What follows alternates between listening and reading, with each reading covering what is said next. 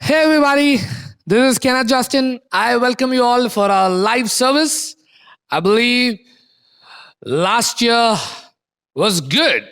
Most of you will think last year was bad, but for me, in spite of all the battles and the resistance and the bad days, it was really good because God was with me. The Bible promises that even though we walk through the valley of shadow of death, he will be with us and he will always be with us. And because he is with us, we can have good days no matter how dark it gets. And if you have seen the poster, today's message is going to be on the end times. Today, Happy New Year to all of you. Today is Jan 1, 2021. And all around the world, as preachers are releasing promises over the church, I want to take a different route and I want to teach on the end times. And I'm not going to scare you. I'm going to give you a different perspective of the end time that's going to not just give you hope for 2021, it's going to give you hope for the future, it's going to give you hope for the last days, it's going to give you hope, it's going to fill you with joy. I believe as you listen to this message, you'll be set free from every fear that is in your heart that has been caused by end time teachings. So I want you to keep your hearts open. I want you to keep your minds open. Before I pray, I want to share a story. 6 years back, I was having this conversation with a man, and we were disagreeing over a doctrine. I was saying something and he was saying something, and I thought I was 100% right and he thought he was 100% right. At the end of the conversation, we chose to disagree in love. 6 years later, now I have understood that he was 100% right and I was 100% wrong over the doctrine. And I accept that I was wrong. And I pray that as you listen to this message, you will also accept that you're wrong. You will also give up, be humble and give up all the wrong beliefs you have about the end times. And I pray that this message will bless you and touch you and lead you closer to God. It's going to be a 2-part series on the end times. And the next part will I'll teach it next Sunday. So I want you to watch this. I want you to listen to this. I don't want you to miss the next one too. So I'm going to pray right now. Daddy, thank you for your word. Thank you for the Bible. Thank you for giving us the Holy Spirit, who gives us understanding, who breaks the lies we believe, and who leads us in the path of truth so that we can understand you, so that we can walk with you, so that we can live lives that please you. Today I pray that the Spirit of truth will break every lies in the minds of your children about the end times. In Jesus' mighty name I pray. In 1666, most Christians thought that the world was going to end and Jesus was coming, because in 1666 you have 666.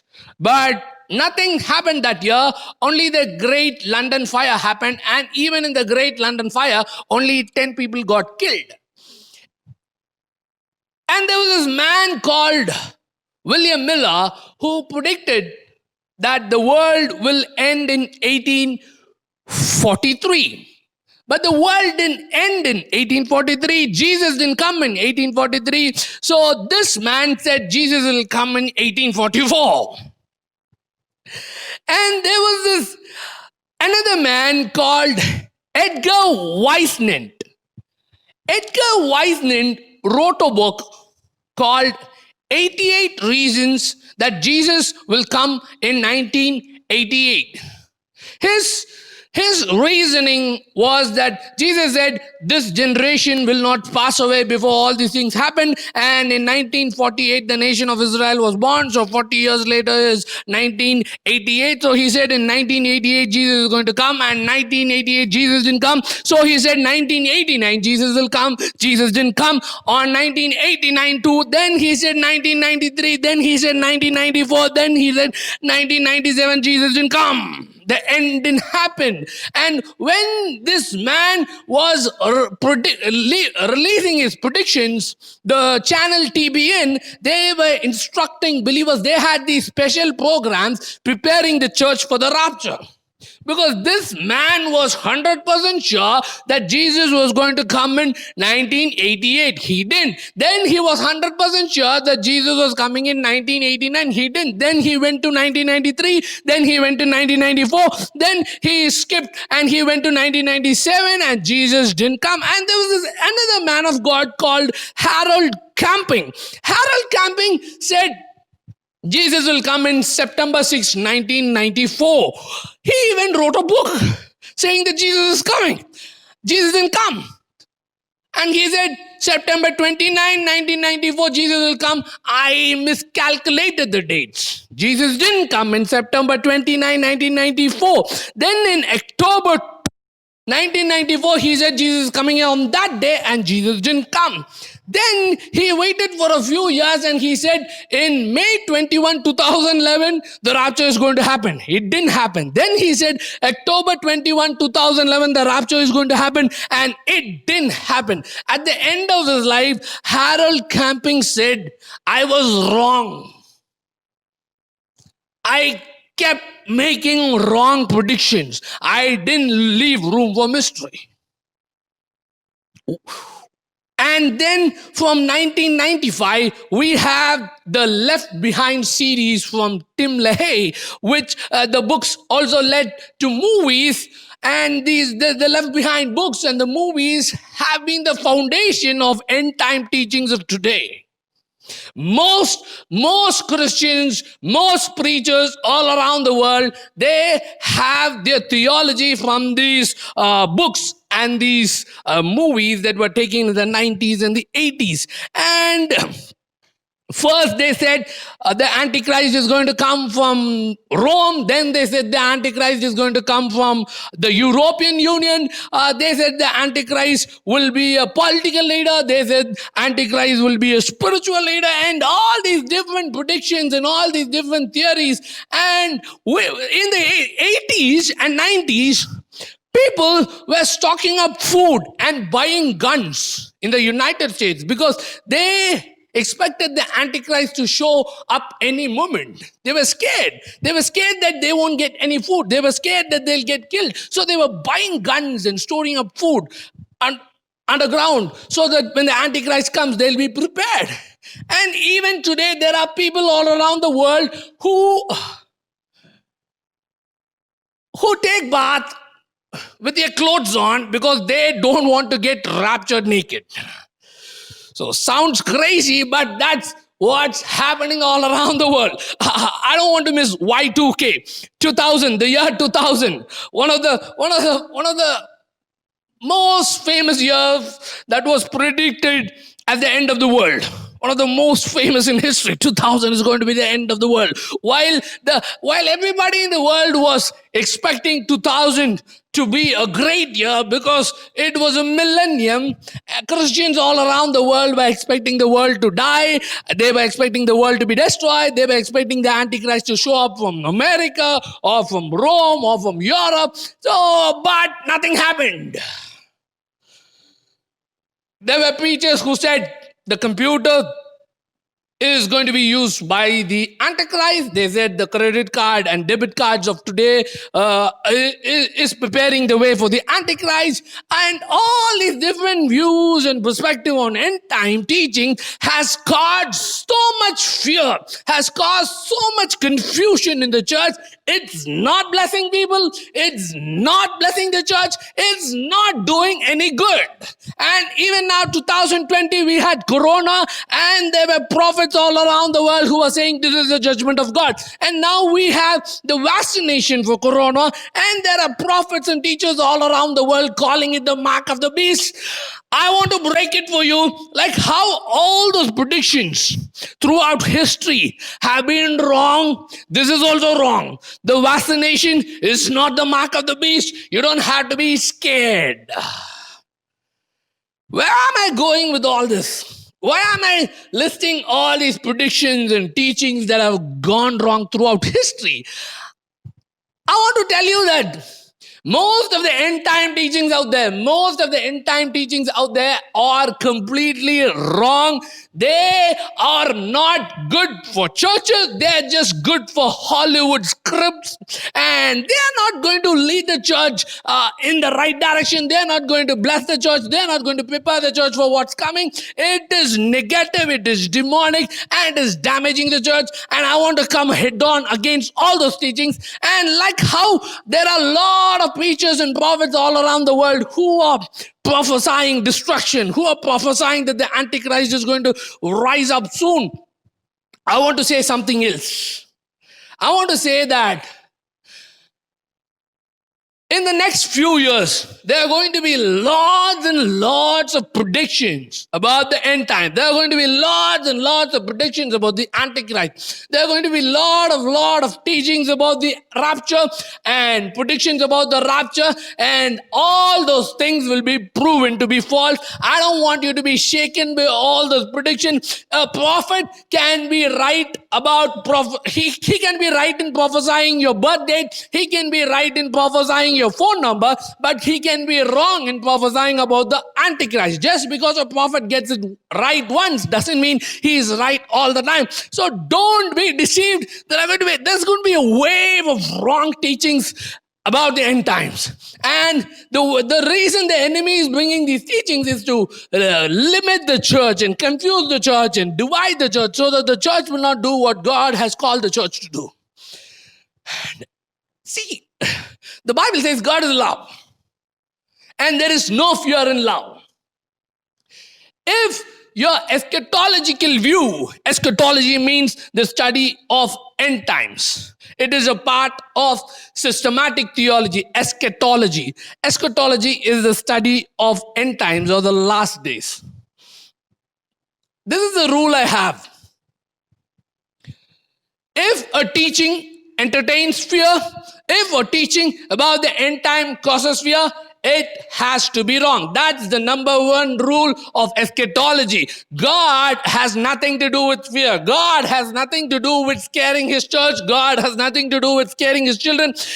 People say, we are not scaring the church. We're just telling the truth so that people will repent. See, we are called to preach Jesus Christ and not the Antichrist. We are called to preach Jesus, and when people see the goodness of Jesus, they repent. When people hear about Jesus, the Holy Spirit brings conviction and they repent and they change your ways. We don't have to preach the Antichrist to lead people to Christ. That's like asking the devil to help us preach the gospel. We don't have to talk about the Antichrist to make people live right. That's stupid. That's not just stupid, that's evil. When you have to use the Antichrist to make people live right. If someone is not going to live right when you preach Jesus Christ, they are not going to live right even if you preach Antichrist. So let them side up with the devil and let them walk with the devil. You keep preaching Jesus Christ and not the Antichrist.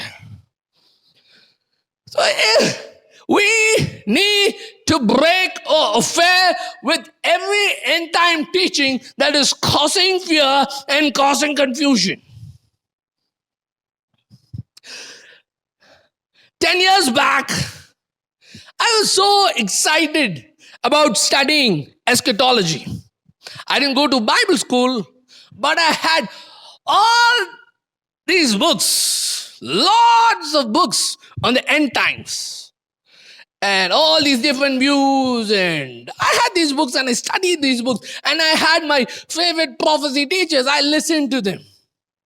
And as I was going through these books and going through my Bible and listening to these preachers, suddenly one day it dawned on me that there were lots of holes in the eschatological views of these preachers and in these books. And as I compared the Bible with these books, as I compared their teachings with the Bible, I didn't know what was right, but I knew that they were wrong.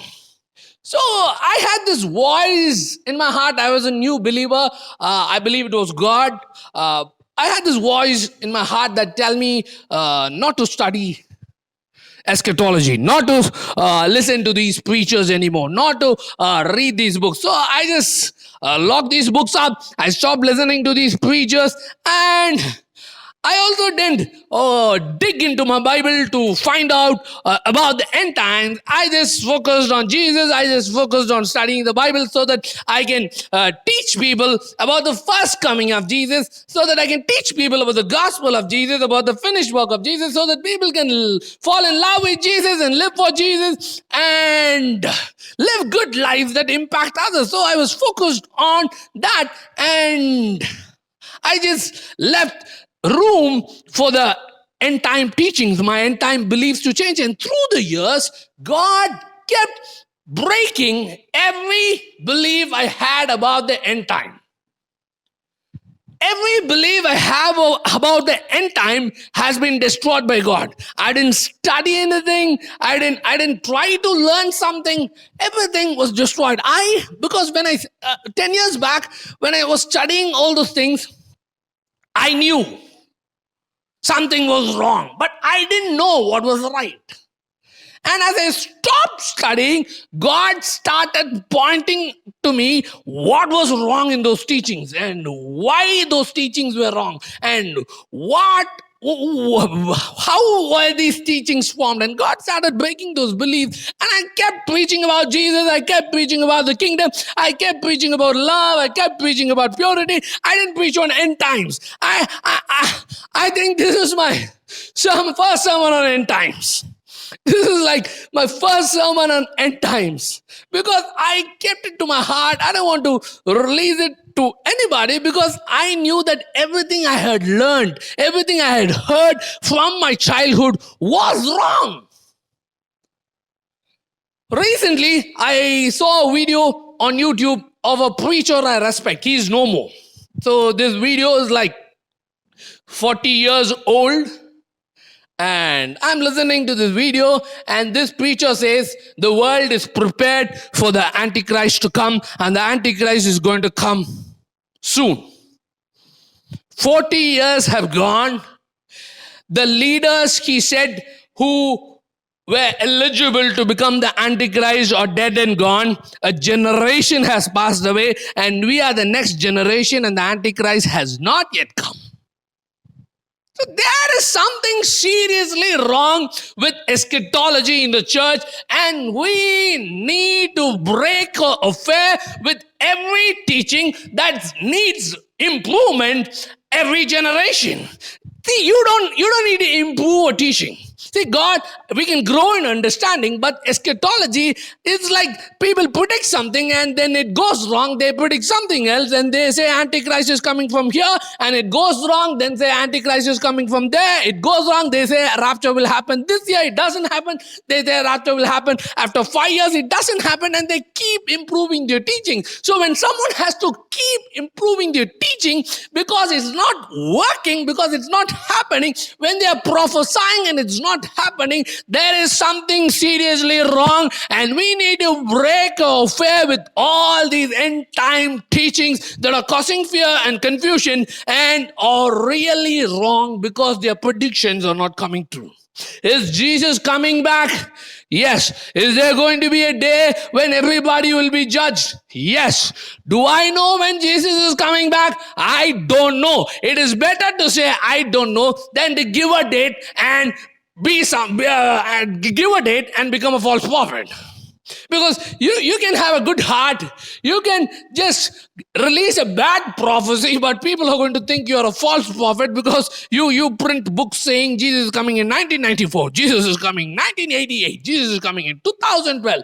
And some Christians even thought the Mayan calendar has some connection with the biblical prophecies and said 2012 the world will end. The world didn't end in 2012. We are still here. Some Christians believe that 2020 is the end of the world, that Corona will destroy the world and the Antichrist will show up and take over the world. Nothing happened like that. We are in 2021. All is good. We are going to have good lives. We are going to have blessed lives. We are going to impact nations for Jesus. The church is going to rise up in power and authority, and we are going to take down darkness for the glory of Jesus. 2021 is not going to be the end of the world. 2021 is going to be it is going to be a year where the church is going to rise up and change the world. I'm going to release some arguments. Before I release those arguments against the end time teachings you hold, I want to invite you to the world of eschatology. Most of you have been exposed to only one view of eschatology. There are different views of the end times, but because of these movies, these low budget, low quality Christian movies, and because of these books, it's because of Western influence. In the same way the prosperity gospel spread into the world because of the American preachers, in the same way the end time beliefs from America got spread into the world. If you check your pastors or your preachers and everybody you follow, if you go dig their history, you will find an American preacher. The prosperity gospel has nothing to do with God. I'm not saying God won't bless us. God will bless us. God will take good care of us. God is a father. But the self-serving prosperity gospel that came from America is not of God. It is about the American dream. It is not about God's dream for the church, where the church is not here to serve itself. The church is here to change the world and impact the world and bring people out of darkness into light. So like how the prosperity gospel came out of America and corrupted the world, this end time teaching, the common end time belief people have, came out of America, and it has penetrated into other countries. It has penetrated even our country. I want to tell you that the books you see in Christian bookstores are mostly wrong. The teachings you watch on Christian television about the end times are mostly wrong. And I want to tell you that there are different views of the end times. Not just one. Not just the one you're watching on Christian television. Not just the one you studied in seminary. There are different views of the end times.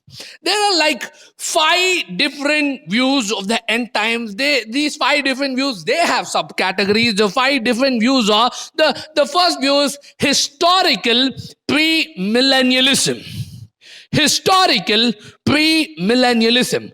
The belief under historical premillennialism is that there will be a tribulation, then Jesus will come back, and there will be the millennium, and then there will be the last judgment.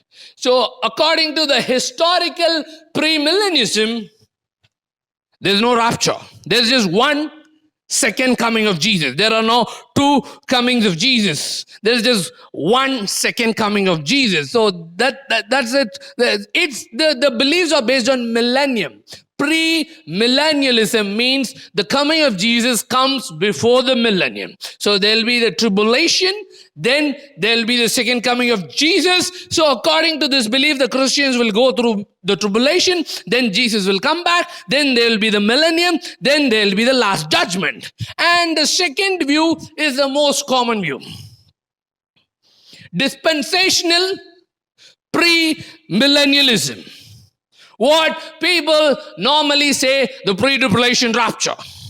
So here we have the rapture, then the 7 years tribulation, then the second coming of Jesus. So Jesus comes first to take the believers and he goes to heaven. Then there is like 7 years of tribulation for the unbelievers. Then Jesus comes again with the believers to earth. And then we have the millennium and then the final judgment. So this is the first one was historic premillennialism. This is dispensational premillennialism. And that's not the end of the story. We have post-millennialism. So according to post-millennialism, the millennium happens and then Jesus shows up. Just one second coming. There is no rapture and second coming. They believe, the people who believe this, they have this view of the end time. They just believe in one second coming like the first one. They just believe in one second coming. They don't believe in the rapture. So they believe that Jesus will come after the millennium, and they don't believe in a 7-year tribulation. They believe that tribulation happens all the time throughout history. And then we enter the millennium. And after we enter the millennium and we go through the millennium, at the end of the millennium, Jesus shows up, and then we have the last judgment. So this is post-millennialism. Post means after. So after the millennium, Jesus shows up. After the millennium, the judgment happens. And then we have amillennialism. So those who have this view of the end times, they say that everything in the Bible is just symbolic and not literal. And the millennium that the Bible talks about, it's not a particular 1,000 years. It's just spread out throughout history. The church after Jesus Christ, the church just keeps gaining momentum. The church that gains maturity and it enters the millennium, and it just spread out throughout history. It's not literal, it's symbolic. That's what the amillennialists believe. So it's called amillennialism. Amillennialism. And they don't have this rapture, they don't have the tribulation. They also believe that the tribulation happens throughout history. They don't believe that tribulation happens for 7 years. They believe tribulation happens throughout history, and they believe the millennium happens throughout history and not in the future. They believe that we are already in the millennium and we are already going through tribulation. So that's like, and at the end, one day Jesus will be back, second coming, and one day there'll be the day of judgment. So at the end of all things, at the end of this tribulation plus millennium, there'll be a second coming of Jesus, and there'll be the last judgment. And then there's another view called preterism. So according to preterism, all the prophecies of the Bible, all the prophecies of the end times, they got fulfilled in the first century. That's called preterism. So we have the historic premillennialism, where we have tribulation, second coming of Jesus, millennium, last judgment. Then we have the dispensational premillennialism, the most common view in today's world, where we have the rapture at first, then 7 years tribulation, then Jesus comes back with the believers, then we have the millennium, then the last judgment, the day of judgment or judgment day. And we have the post-millennialism, where after the millennium, the tribulation is just spread across history. After the millennium, Jesus comes back, and the day of judgment happens after Jesus comes back. And we have the next view is amillennialism, where the millennium is spread throughout history and the tribulation just happens throughout history. And at the end of all things, Jesus comes back and there'll be a day of judgment. And preterism, the preterists, they believe that all the prophecies in the Bible about the end times, it got fulfilled in the first century, and nothing is yet to be fulfilled. And under rapture, we have two other categories: pre-tribulation rapture, mid-tribulation rapture. Post-tribulation rapture is not actually rapture. Post-tribulation rapture is just the second coming of Jesus. So those who hold a post-tribulation rapture view, they just believe that there'll be just one coming of Jesus, the second coming of Jesus, the glorious coming of Jesus. The majority, they believe in a secret coming and a glorious coming.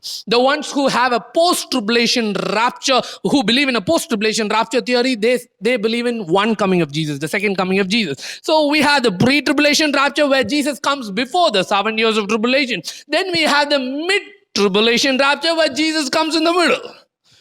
So the first 3.5 years, there won't be much tribulation. So Jesus doesn't come. So, but the next 3.5 years, it's called the Great Tribulation. So this is like the, what do we call great, small? So small tribulation, or little tribulation, tiny bitty tribulation, or tribulation that will not make you sad, or tribulation that will not make you cry, or tribulation that will not... the tribulation where the Antichrist will not cut your babies out of your tummy. So this is like not scary, not vulgar, not graphic. So the first 3.5 years, then Jesus comes in the middle. And the next 3.5 years, the Christians are off, and only the unbelievers are left with the Antichrist, and the Antichrist just tortures them. So that's the mid-tribulation rapture. As I said, the post-tribulation rapture is just the second coming of Jesus. So they don't believe in two comings. They just believe in one coming where Jesus shows up. And there is also this theory under rapture called partial rapture. So this is crazy. I believe this is the common rapture belief in the church that just scares Christians off their socks.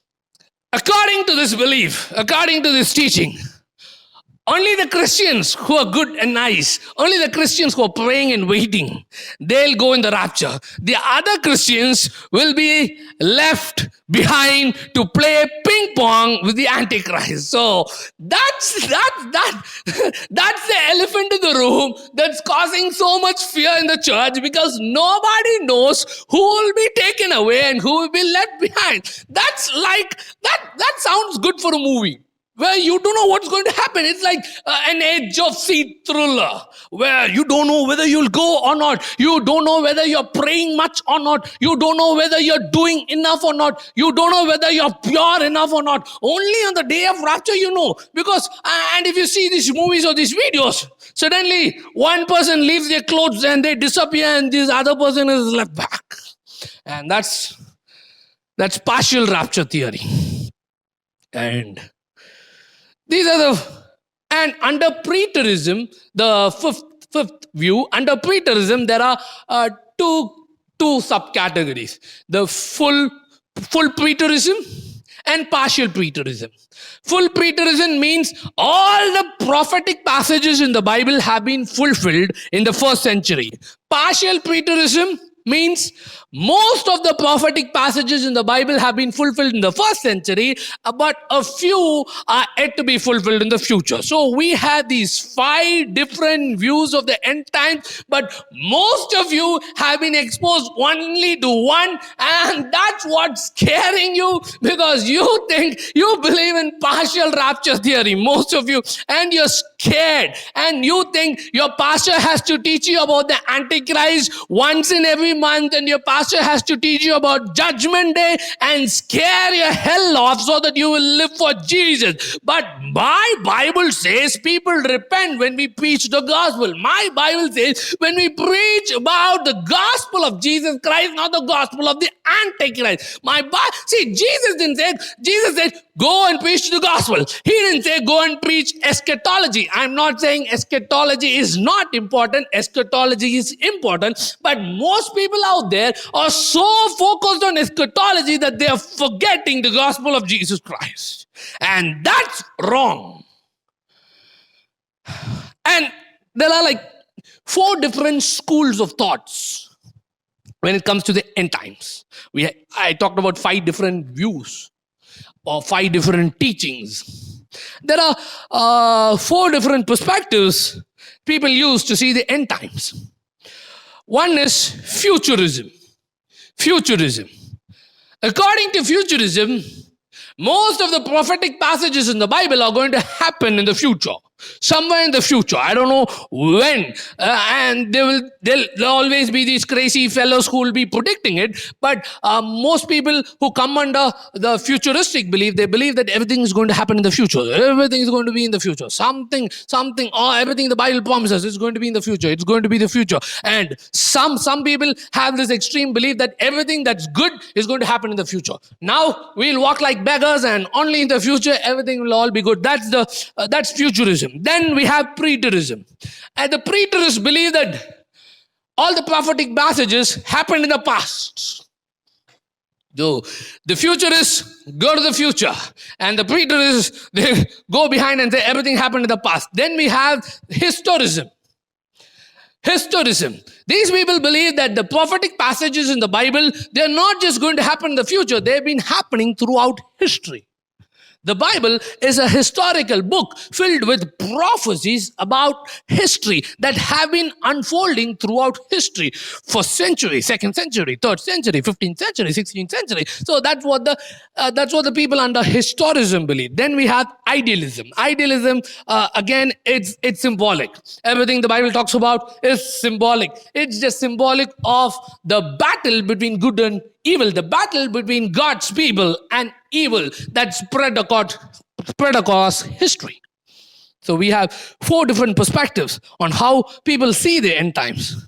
We have futurism, we have preterism, we have historicism, and we have idealism. Futurism, future. Everything is in the future. Preterism, everything is in the past. And we have historicism spread throughout history. Then we have idealism. Everything is symbolic.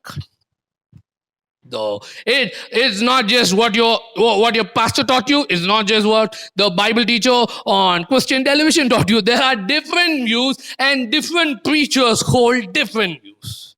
So we have John MacArthur.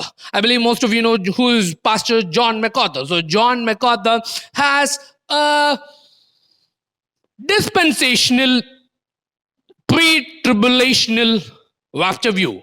He has this dispensational premillennialism view. And we have his friend R.C. Sproul, who is a partial preterist.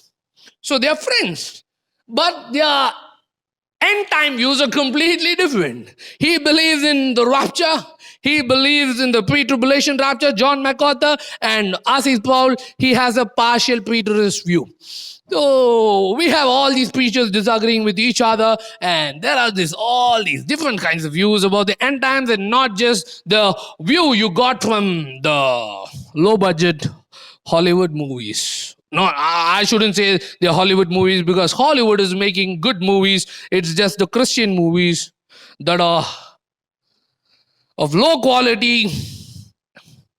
But thank God we have the Passion of Christ. We have the Chosen series who have been resurrecting Christian media.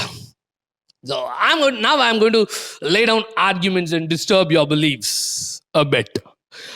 Let's go to Daniel first, then we'll go to Jesus, then I'll talk about the book of Revelation. We'll not be reading any passage from the book of Revelation. See, this is not a class on eschatology. This is just a Sunday morning sermon where I'm just trying to disturb your end time beliefs so that you can walk in hope, so that you can walk in joy, so that you can walk in freedom, so that you can wake up every day with hope in your heart, hope for the future, that you can get married and have babies and believe that your babies will have a beautiful future filled with purpose and filled with hope.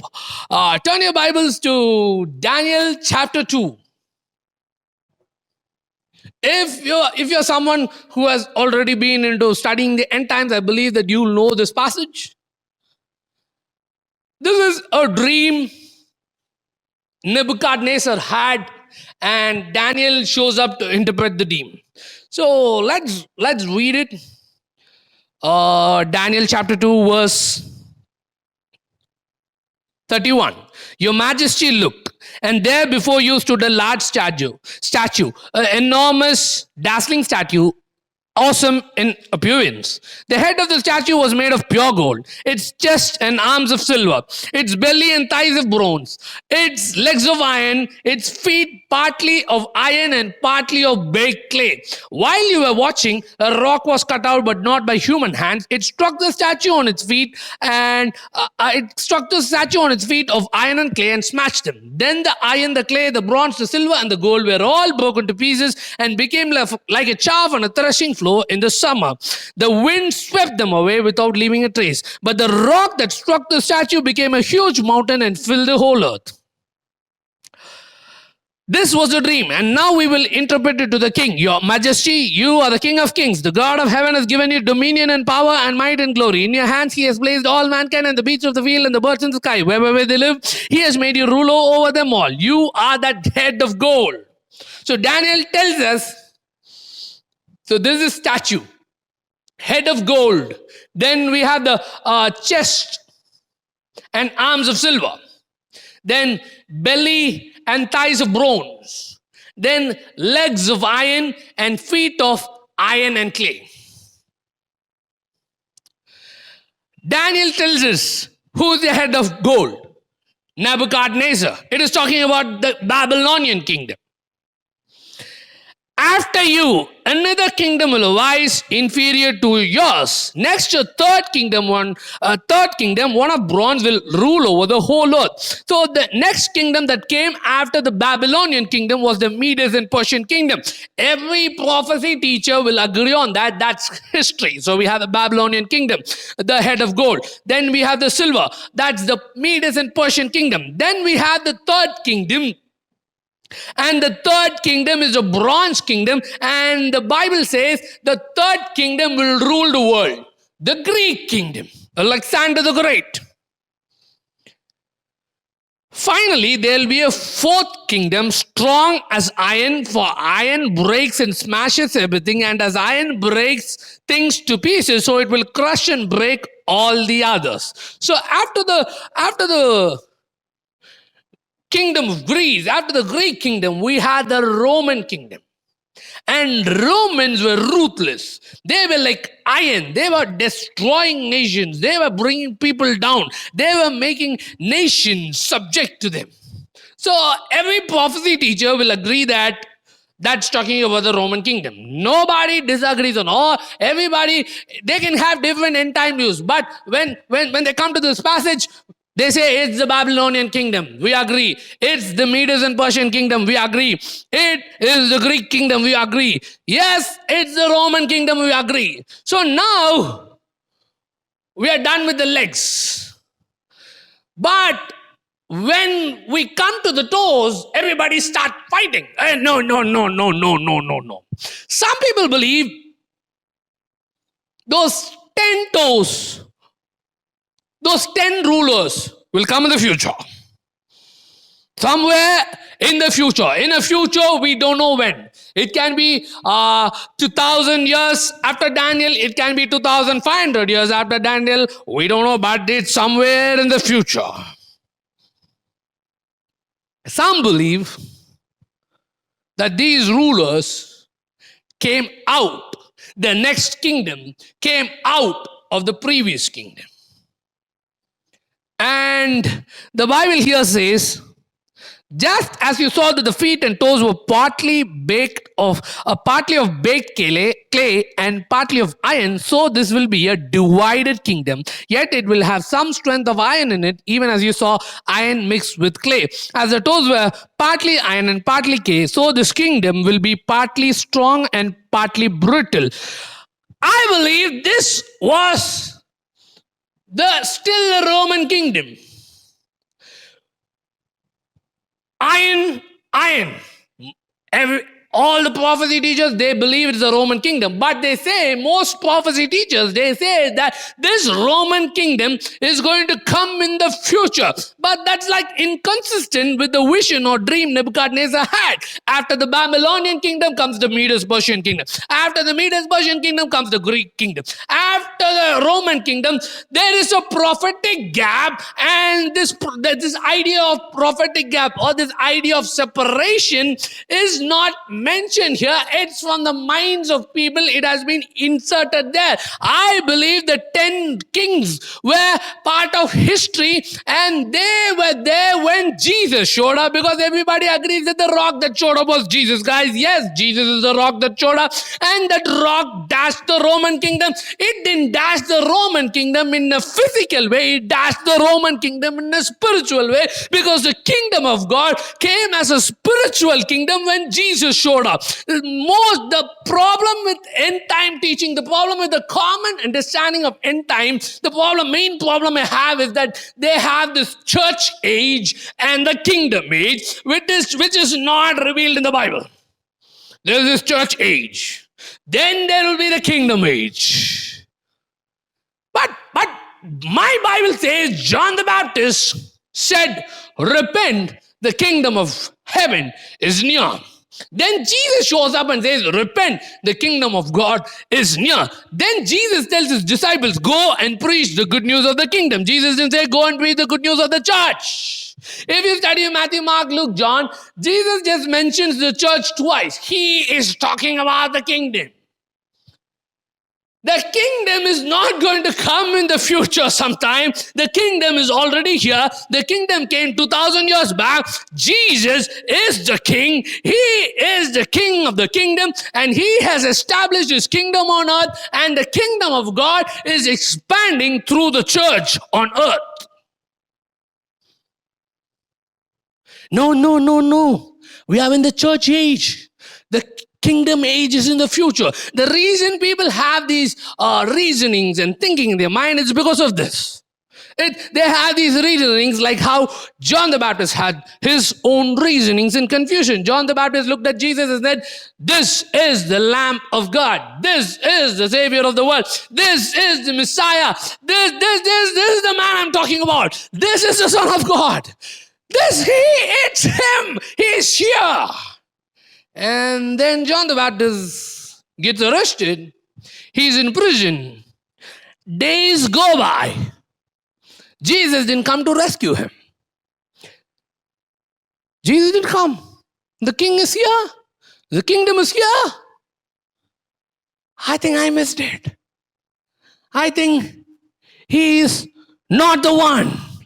So he calls his disciples and tells his disciples, go to Jesus and ask him whether he is the one who prophesied, the one who made the way for the one who prophesied that Jesus was the one, was having doubts because he was using human reason to handle the prophecy. So he sent his disciples, and the disciples went to Jesus and said, Jesus, John the Baptist sent us, and he's asking whether you are the one.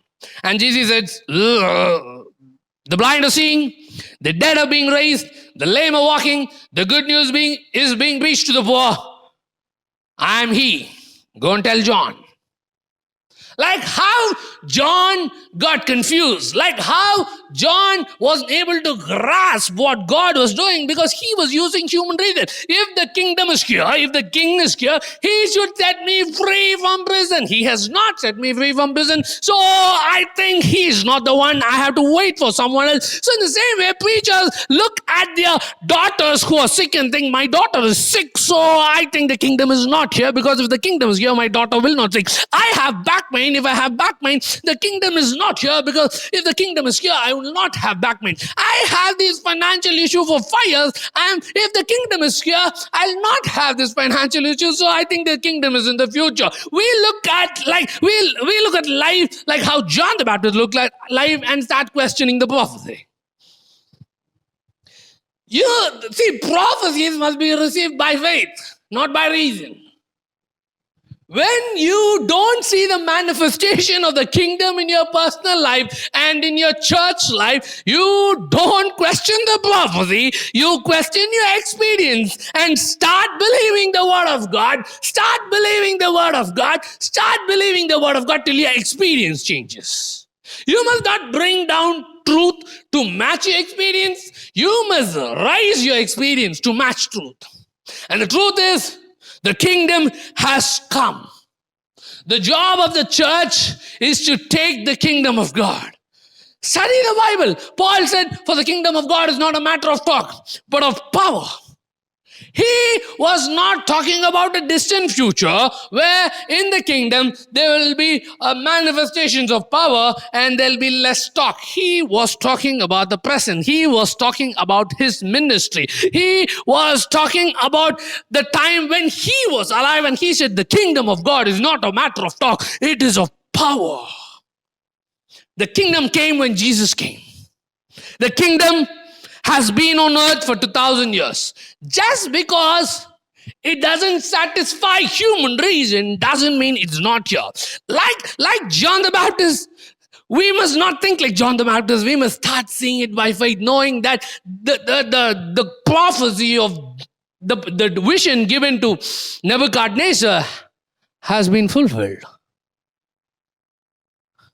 The Babylonian kingdom is gone. The Medes-Persian kingdom is gone. The Greek kingdom is gone. The Roman kingdom is gone. Now don't switch to the future. Daniel is talking about the near future. The prophecy is about near future. That's bad theology, to take one part of a prophecy and throw it into a future. You don't know when it's going to happen. When God clearly is showing Daniel when everything is going to happen. After this kingdom goes, that kingdom is coming. After this kingdom leaves, this kingdom is coming. And after this kingdom leaves, that kingdom is coming. And after that kingdom's coming, Jesus is coming. And he is going to knock every kingdom down, and he is going to establish his kingdom on earth. And the church is going to teach it. Church is not a building. We are the church, the people of God, the children of God. We are the church, and the kingdom is expanding on earth through the church. Let's go to Daniel 9.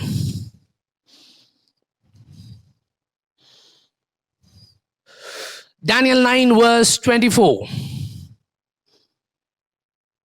Daniel 9 verse 24. 77s are decreed for your people, or 70 weeks. 77s or 70 weeks are decreed for your people and your holy city, to finish your transgression, to put an end to sin, to atone for wickedness, to bring in everlasting righteousness, to seal up vision and prophecy, and to anoint the most holy place. No one understands this. From the time the word goes out to restore and rebuild Jerusalem until the anointed one, the ruler, comes, there'll be 7 sevens and 62 sevens. So we have 77s. We have 7 sevens, we have 62 sevens.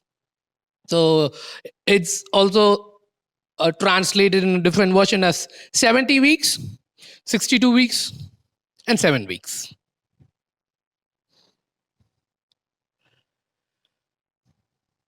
After the 62 sevens, the anointed one will be put to death and will have nothing. Who is the anointed one? Jesus. Not someone else, Jesus. The people of the ruler who will come and will destroy the city and the sanctuary. The end will come like a flood. War will continue until the end, and desolations have been decreed. He will confirm a covenant with many for 1 7. In the middle of the 7, he'll put an end to sacrifice and offering, and at the temple he'll set up an abomination that causes desolation until the end that is decreed is poured out on him. So here, every prophecy teacher will agree that 77 means 490 years. 70 into 7. 490 years.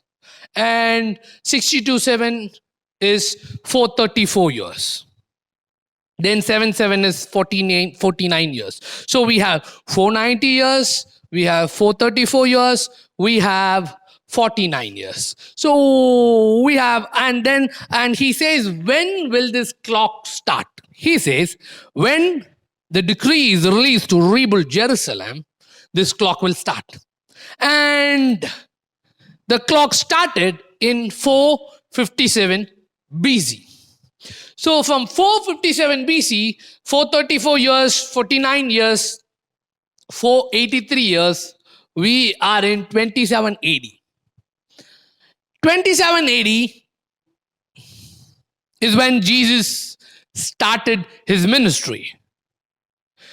Jesus was not born in the 0th year. So Jesus, scholars believe Jesus was born in 3 BC. So 27 AD, Jesus starting his ministry. The anointed one is here. The thing is, most The problem is with this passages, there is like this 490 years clock, a 490 years clock given by Daniel. There are different views about this 490 years clock. Most people believe that, some people believe the 483 years leads to the birth of Jesus. Some people believe 483 years leads to the ministry of Jesus. Some people believe the 483 years leads to the death of Jesus.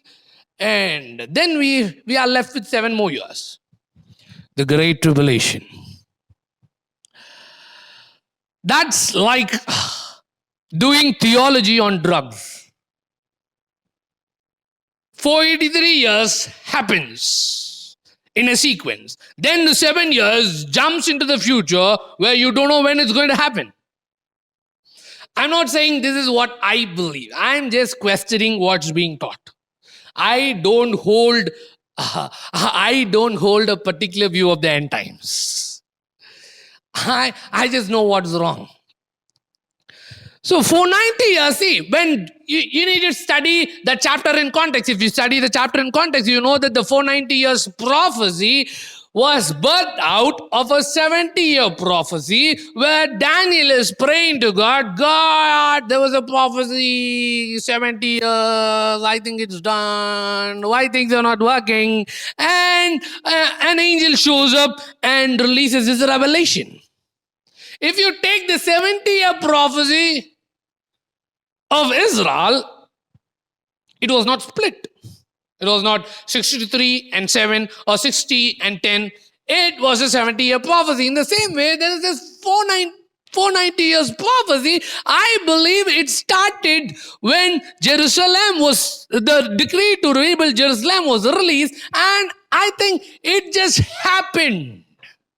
But there are these signs that are mentioned in this prophecy. I think we need to go dig history and not try to split a 7 years and throw them in the future, because it doesn't satisfy a human reason. We need to dig history and study what really happened.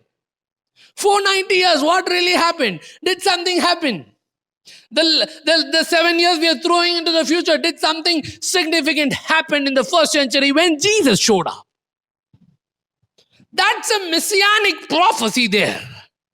It has no place for the Antichrist. The prophecy is about Jesus Christ. In the same way, Daniel 2 is about Jesus Christ. But most prophecy teachers have given the villain so much screen space that most people are thinking about the Antichrist and not Jesus Christ. The kingdom vision was about the stone, the rock that came at the end. It's not about the 10 feet, those fingers in the feet. It's about Jesus. In the same way, this prophecy is about the anointed one. When we don't understand something, we must leave room for mystery and wait for understanding, and not just throw something into the future and say 7 years in the future.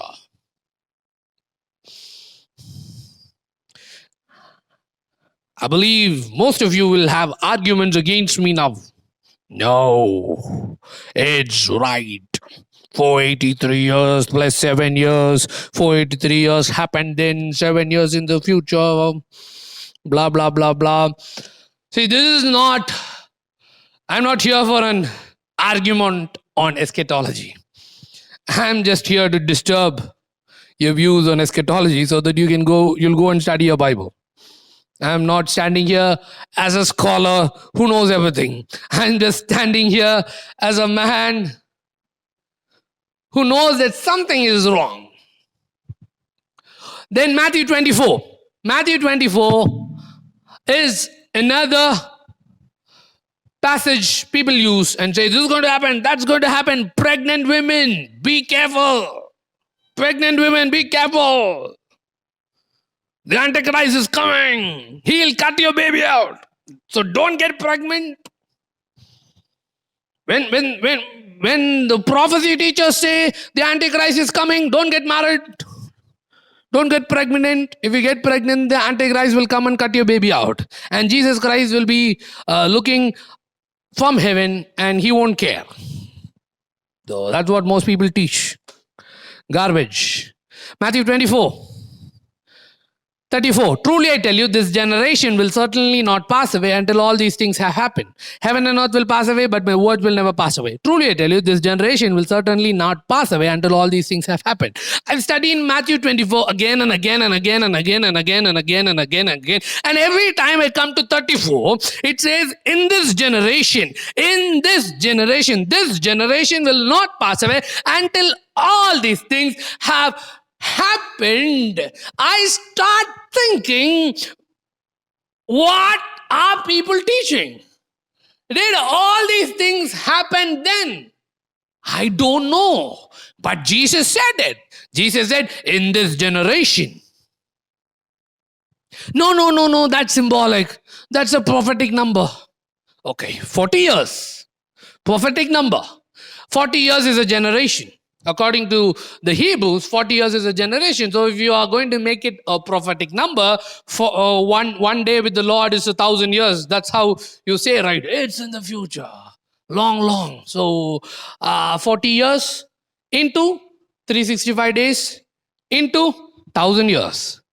That's like 14 million years. Okay, so that's like you're saying, trying to tell me that it's going to take 14 million years for all these signs to happen, and Jesus is going to come after 14 million years, and you're all wasting your time and cheating people by selling books on end times, telling people that the Antichrist is going to come next year. The Antichrist is Donald Trump. The Antichrist is Pope. The Antichrist is the Korean president. The Antichrist is Joe Biden. You see, all these people, they called Obama the Antichrist. They called George Bush the Antichrist. Now it's Donald Trump, and next it'll be Joe Biden. They're going to keep switching.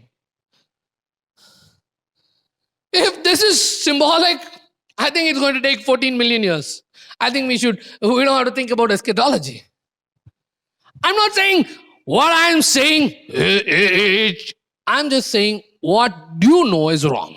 I'm not saying this is the truth. I'm just saying that if Jesus said it, see, I'm thinking like this. My reasoning is going like this. If Jesus said one generation, and if it didn't happen, like you all say, then my Jesus is a false prophet. My Jesus is not a false prophet. If he said in one generation, because this is one of the most serious criticism against Christianity. The critics of Christianity are calling Jesus a false prophet because these prophecies didn't come true. Because the church is saying these prophecies didn't come true, it's going to happen in the future, but the critics are saying it should have happened in the first century because Jesus said one generation. So one generation from the time Jesus lived should have been before 180.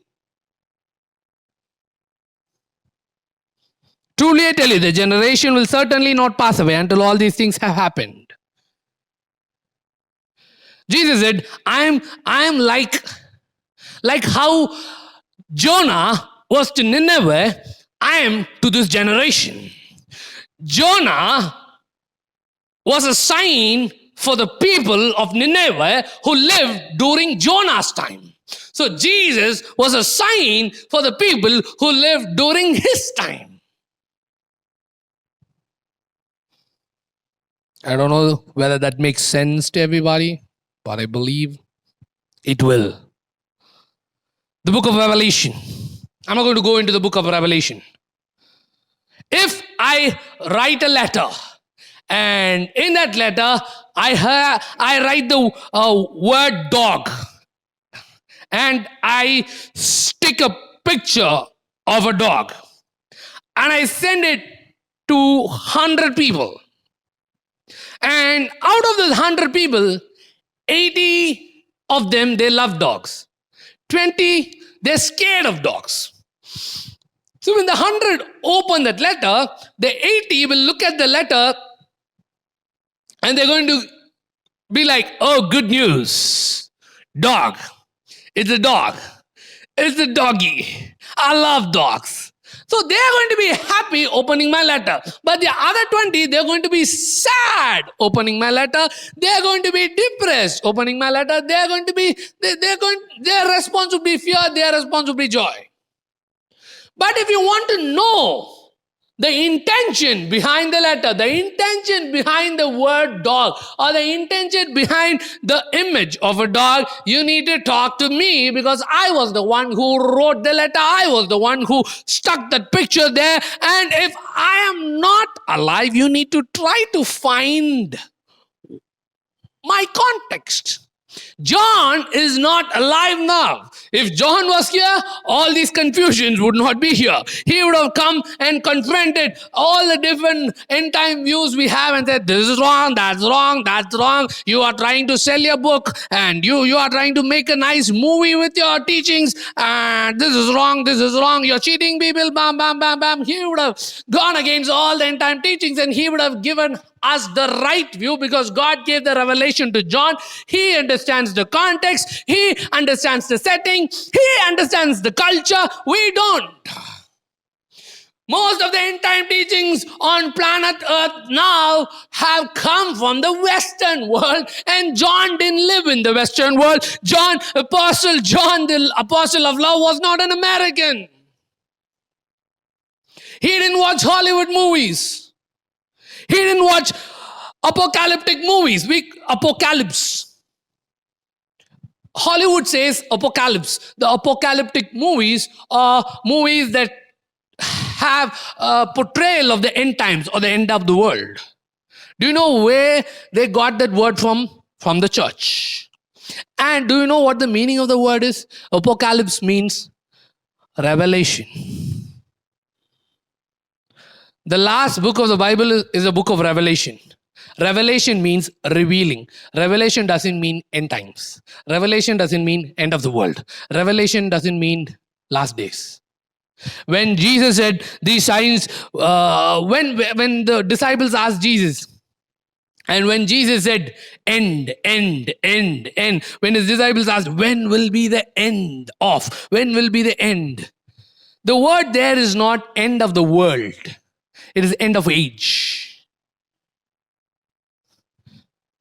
Jesus and the disciples, the conversations they had, it was not about the end of the world, it was about the end of the age.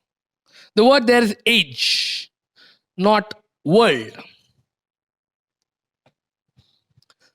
What am I trying to say? Am I bringing a new perspective? Yes, I'm bringing a new perspective, but I'm not going to come from the end time views I mentioned. Even you can even disagree with everything I brought now. The arguments I brought, the purpose behind the arguments was not to establish a new belief. The purpose behind my argument was to disturb your belief. And now here is my belief. My belief is that I believe that Jesus is going to come back. I believe that Jesus is going to come back. I believe that there is going to be a day of judgment. I believe that there is going to be a future resurrection of the dead, a resurrection of believers. It's all going to happen. I don't know when. But I know 2,000 years back, Jesus came to earth. He died on a cross. He took my sins. He took my sicknesses. He took my curses. And he set me free from darkness. He set me free from the devil's hold. And he brought me into his kingdom, the kingdom of light. And he gave me a new heart, a new nature, a new identity. He transformed me from a sinner into a saint. He has made me a child of God. And if my view of eschatology is disturbing the first coming of Jesus Christ, it's wrong. If your view of the end times is shaking the gospel of Jesus, if it's disturbing what Jesus did 2,000 years back, it's wrong. Jesus came into this world. He died for us. He took the fall for us so that we will have hope. Every teaching on end times that is releasing hopelessness is not of God. It's like Jesus comes first, gives hope. Then before Jesus comes the second time, somewhere God sleeps or takes a nap and there is hopelessness. No! Christ in us, the hope of glory. Because Christ came and because Christ set us free, because Christ has transformed us, because Christ is in us, we have hope. We can look into the future. We don't have to be scared of dark days. No matter how dark it gets, it's going to be light for the church because we have Jesus and we have promises in the Bible that give us hope. You can't look at the prophecies of the future and steal the promises for the present. There is hope for the church. There is joy for the church. If your end time view is not causing joy, see, the reason the end time perspective or the end time teaching is causing fear and confusion is because we are focusing on the Antichrist, on Jesus Christ. People are talking about the coming of the Antichrist, and the focus light is on him and not Jesus Christ. If the focus is on the coming of Jesus Christ, we'll be filled with joy. Think about this. Jesus coming back. That just excites me.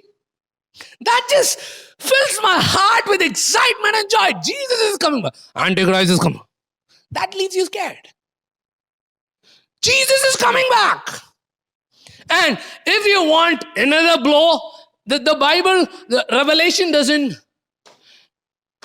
the book of Revelation doesn't have the word Antichrist.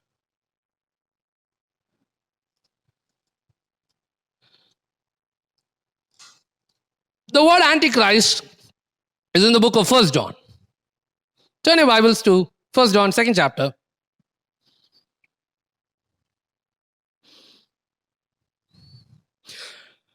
Eighteenth verse. Dear children, this is the last hour. As you have heard that the Antichrist is coming, and even now many Antichrists have come. So John is not just talking about one Antichrist, he is talking about many Antichrists. Okay, so while preachers are looking towards one big super duper villain, John is talking about many villains.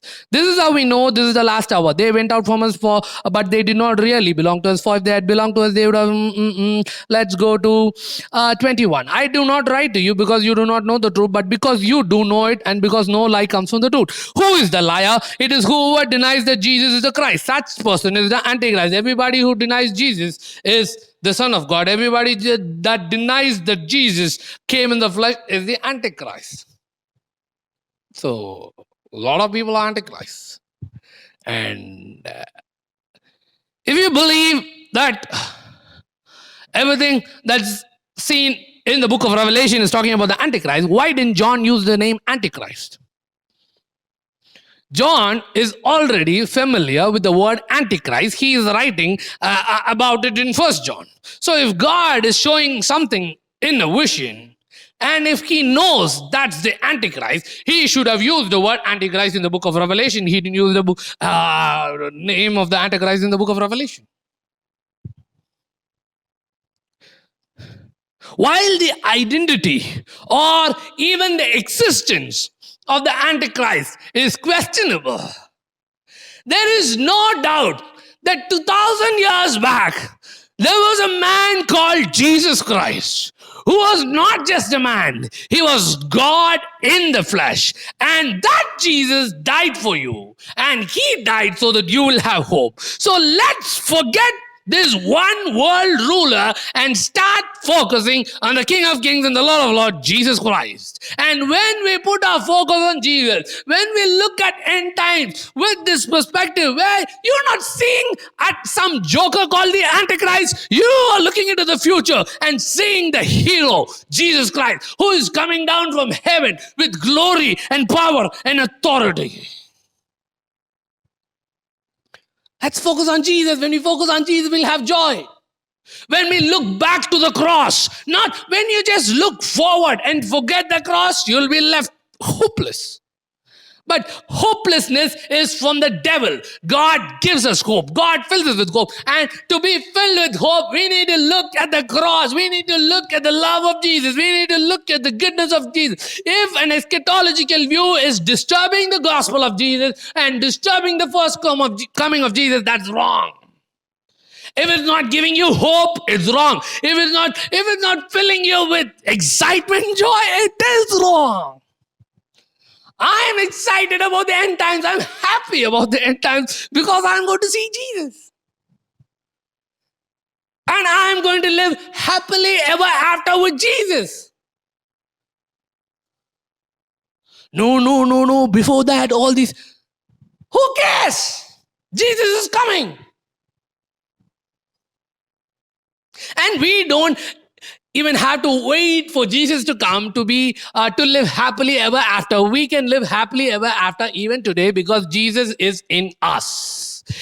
There is this first coming of Jesus, there is a second coming of Jesus, and in between, we have Jesus living inside of us. And that excites me. So every day we need to get up and stop thinking about the Antichrist. Stop thinking about who is going to be the next Antichrist. Well, because the people have prophesied all the presidents of America. They have prophesied every pope who showed up in Vatican.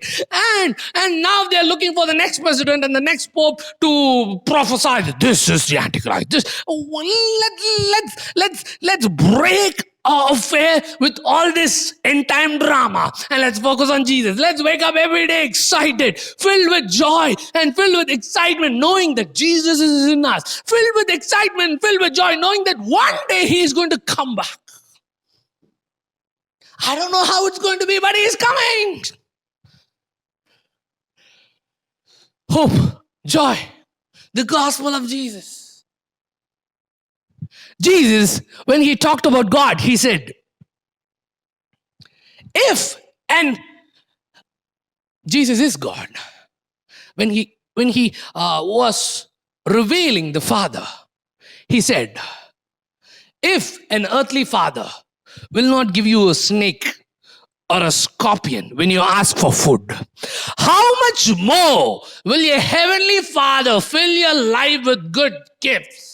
He is throwing a comparison between an earthly father and a heavenly father. If an earthly father will not throw you into a pit, if an earthly father will not sell you to the Antichrist, if an earthly father will not leave you left behind in the rapture, if an earthly father will not let you suffer under the hands of the devil, if an earthly father won't do that, if an earthly father will fight for you, protection, if an earthly father will come for you to stand with you and protect you, God the Father will do more. He is not going to sell you to the devil. He is not going to let the Antichrist kill your babies. He's not going to do that. That's against the nature of God that Jesus came to reveal. God is good. Am I saying that there won't be bad days? No. Am I saying that the devil will not touch us? No. I'm just saying God is for us and He will protect us and He will come for us and He will rescue us. He is not against us. He is for us. And another problem I have with the end time teachings, with eschatology, is that it makes people think about the future, but they don't plan for the future. When you say the Antichrist is coming, or when you say the rapture is going to happen, people become self-focused. People become self-protecting. They are focused on doing this and doing that, which is irrelevant.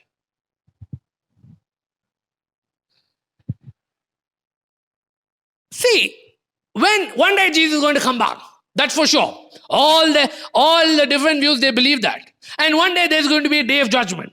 Everyone believes that.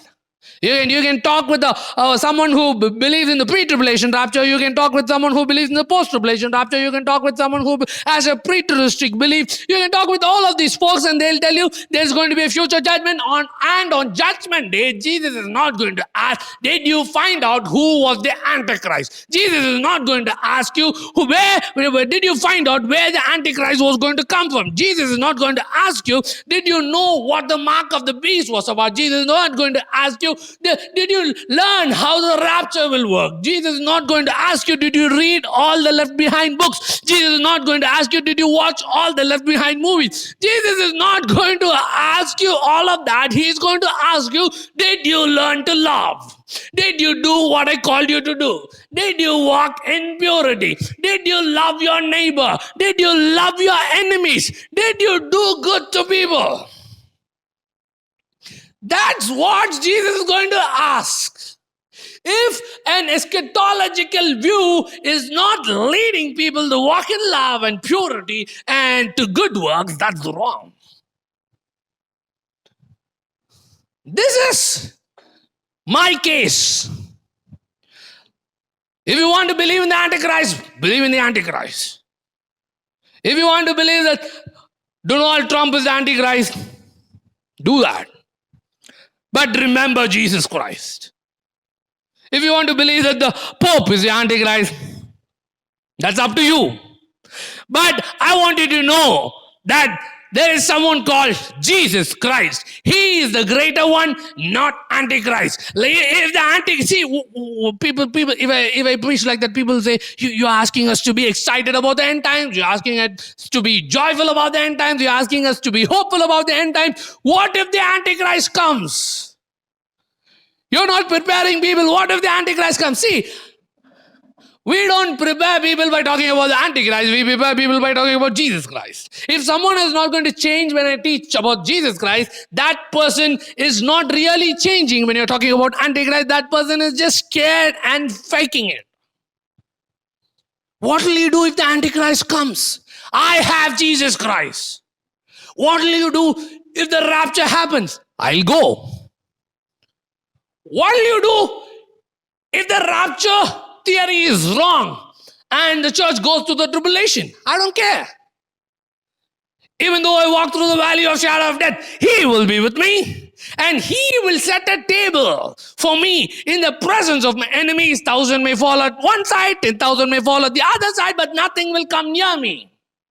He will protect me. Nothing will harm me. Nothing will harm me. No weapon formed against me will prosper.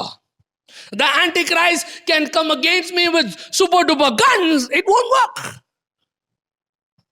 What are you saying? I have Jesus Christ. When did the villain take the throne? When did the villain become the main person in the movie? It's about Jesus Christ. What if the vaccination is the mark of the beast? The vaccination is not the mark of the beast. They said the computer is the mark of the beast. They said the social security number or the Aadhaar card number is the mark of the beast. They said all of that. It's not the mark of the beast. The social security number in America, it has been there for years. And now the Aadhaar card has been there for years. We don't see any sign of the Antichrist showing up. But what about the mark of the beast? I have the mark of Jesus Christ. I have his blood upon me and his blood protects me. If the blood of an animal was able to protect the people of Israel from destruction, won't the blood of Jesus protect you from destruction?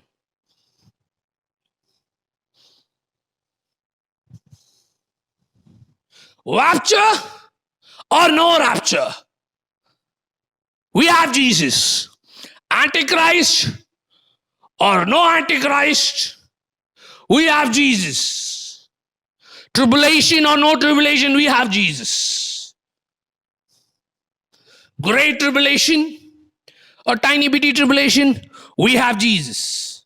If we go through dark days, he will enable us, he will protect us, and he will fill us with the strength and power we need to endure everything.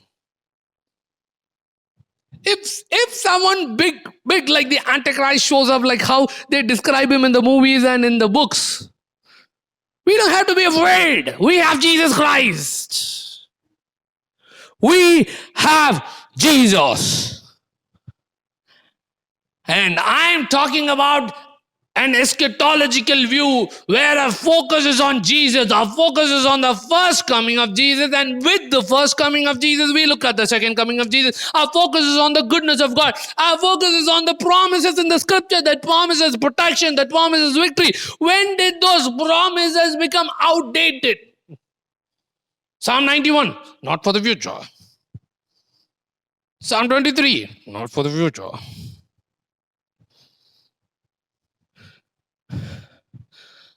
This is my perspective. This is not a scholarly exposition of the end times. This is my perspective. I'm studying. I'm still studying, but I know these beliefs are wrong. I'm studying. I'm seeking God for understanding. But this is the belief I hold now. And I want you to take this belief that it's about Jesus, that we have Jesus with us, that because we have Jesus with us, that because we have Jesus in us, we have hope of a bright future. We have a hope of glory. We have hope of good days. We don't have to be scared of our children getting killed by the Antichrist. We have hope for generations to come. We have hope that it will all turn out to be good, not just for us, but for our children and our grandkids. It will all turn out to be good because God is good and He gave us Jesus. And when we believe in His name, we will be saved not just from hell, but also from hell on earth. We have Jesus. And I want you to be excited about the end times. Forget the Joker. Not the Joker in the story of Batman, but the Joker in the story of Jesus Christ called the Antichrist. I don't, as long as someone can really prove that the first John Antichrist is the Antichrist in Revelation, why, if someone can really give me an argument why John didn't use the word Antichrist, and now Antichrist has become a household name, forget it. Antichrist, let him come, or let him be a world leader or spiritual leader. Let him be a clown in a circus. I don't care. We have Jesus Christ. Rapture. Will the rapture happen? Only one view of the end time view believes in the rapture. The other end time views, they don't believe in the rapture. They just believe in the second coming. So what do I believe in? Just believe that Jesus is coming. And it's going to be good. Because the blood of Jesus is upon you. Because the mark of the Holy Spirit is upon you. You don't have to be scared of getting the mark of the beast. You have the mark of the Holy Spirit on you. God has marked you when you said yes to Jesus. When you believed in the finished work of Jesus, you were marked by God. You have been marked by Jesus. Tribulation. If bad days come, we can handle bad days because we have Jesus. He will never leave us. He will never forsake us. Till the last day, He will be with us.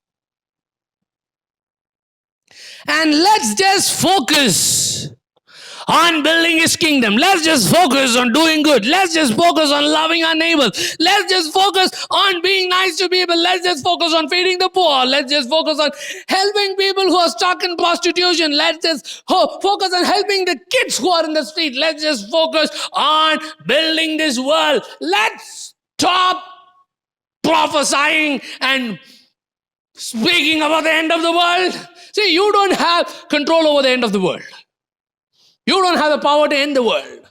How about you take on this perspective? I don't have the power to end the world. Either it's going to be Jesus Christ, as most of you believe, or it's going to be the Antichrist, as most of you believe. It's not in your power to end the world. But you have the power to change this world. Jesus has given us authority and power. Jesus has given us a great commission. Jesus said, go into all the world. He didn't say go into all the world and preach about end times. He didn't say go into all the world and preach about the Antichrist. He didn't say go into all the world and preach about destruction. He said go into all the world and preach the gospel, and the gospel is good news, and the good news is that God is calling His children back home. He is calling the prodigals back home, saying, I love you. You are in sin. Come out of darkness. Come into my love. Come into my heart. I'm going to hug you and I'm going to make you a child, and I'm going to give you life, a new life filled with hope, a new life filled with light. And the Bible says you are the light of this world. The reason darkness exists is not because the Antichrist is has already showed up. It's because people who believe in Jesus Christ don't read their Bible. They are focused on the Antichrist. You read your Bible and the Bible says you are the light of this world. So you go out and chase darkness. Forget about this joker called Antichrist. What if he comes? What if he comes? Fear is of the devil. You won't have a what if.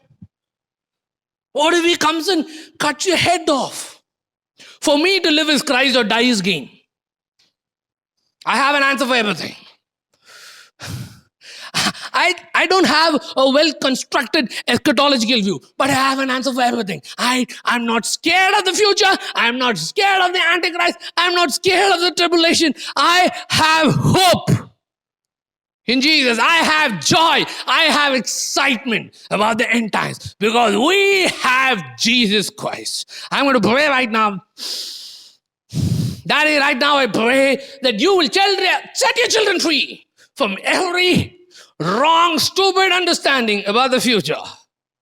Let their lives be filled with hope for the future. Let their lives be filled with joy and excitement about the coming of Jesus. Let them not focus on this joker, the Antichrist. Let them not focus on what the devil is going to do. Let them focus on what God is going to do.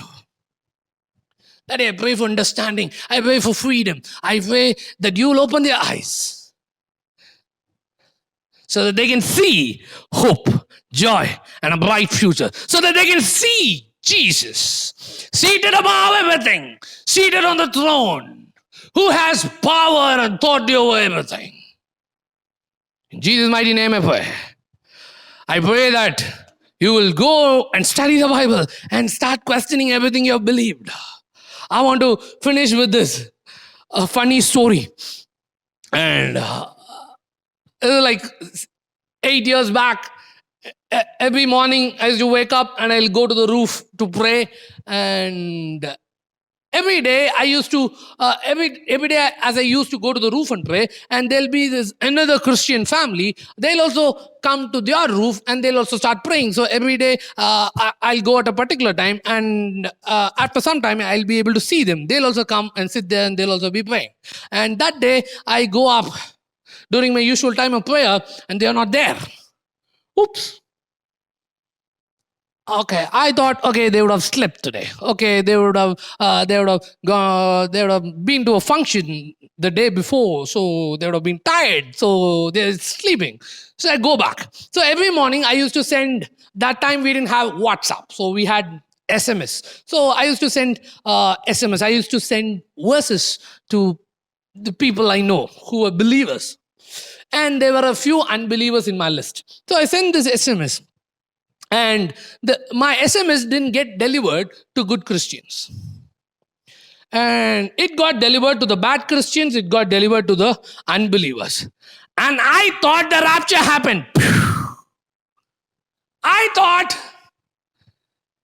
my mom left me and went to be with Jesus. I was just a new creation. I was studying the Bible every day. I was praying. I wanted to walk in love. I wanted to walk in purity. And I was super scared. My mommy is gone because my message didn't go to my mother. My message didn't go to 3 other Christians who I thought they were good Christians, and the others I thought they were naughty like me. But I was not wanting to be naughty. I was giving my heart. I didn't know better, but I was giving my complete heart to live for Jesus.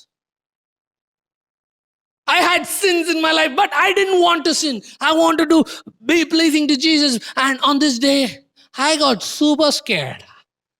Until I got a call from my mother, I thought the rapture happened. I was staying with a few friends at the time, and all these guys were unbelievers. So I thought, okay, now next show is the Antichrist going to show up. And I think I have to lead an army of rebellion against the Antichrist and protect my friends and everybody who's left out. I know that sounds like Hollywood, but that's how that's how most people teach. And visions and dreams. I need to say that. Visions and people have all these crazy dreams and visions about the end times, and they write books on it saying this is how it's going to go. So in the 1800s, there was this girl who had the vision of the rapture, and most of the rapture teachings come from that vision. And now we have men like Rick Joyner who had visions where the rapture is not happening, but there is a war between good and evil, the war between the demonic kingdom and God's kingdom. And Rick Joyner comes to say that in the last days there'll be this battle. And people have all these dreams and visions. And there was this time I had a vision. And in that vision, there was this, not a vision, there was this dream I had. So I had this dream, and in the dream, there were all these dinosaurs, and all these dinosaurs were coming against people, and they were killing these people. And these dinosaurs were the T Rex, and all these dinosaurs, they were dangerous, and those were dark days, those were bloody days. And there was this man who rose up. He rose up to fight the dinosaurs, he rose up to kill the dinosaurs, and he goes against those dinosaurs. He starts slaying them down one after one, and he finally kills the main dinosaur. And that guy is me. And I'm not going to write a book saying that's how the end times is going to be. That's just me dreaming something that's connected to the Jurassic Park I saw when I was in third grade. So that just came out of Jurassic Park, and most visions and dreams people are having just came out of the Christian end times movies. So let's stop all the garbage, focus on Jesus, and live good lives, live pure lives, and focus on building the kingdom, focus on helping people, focus on changing lives and turning cities upside down for the glory of Jesus. That's it. We are done. Love you.